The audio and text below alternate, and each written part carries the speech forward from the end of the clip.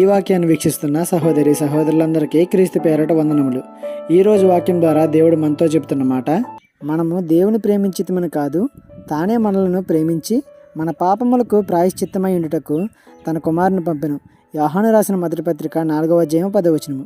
మనం అనుకుంటాం, నేను దేవుణ్ణి ఎంతగానో ప్రేమిస్తున్నాను, ఆ ప్రేమను బట్టే దేవుడు నన్ను రక్షించుకున్నాడు, నేను దేవుణ్ణి ప్రేమిస్తాను అని ముందే తెలుసు కాబట్టి నా కోసం యేసయ్యను పంపాడు, నా పాపాల నిమిత్తం మరణించి తిరిగి లేచాడు అని. ఇదంతా పిచ్చి, స్వయం గర్వం అంతే.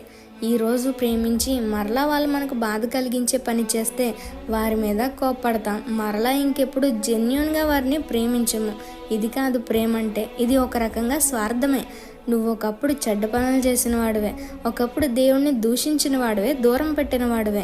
అయినా సరే నా కుమారుడా, నా యొద్దకు రమ్ము అని నిన్ను పిలుస్తున్నాడు చూడు. నీకోసం చేయని తప్పుకు శిక్షను భరించి ప్రాణం విడిచి మరలా మరణాన్ని గెలిచి తిరిగి లేచాడు చూడు.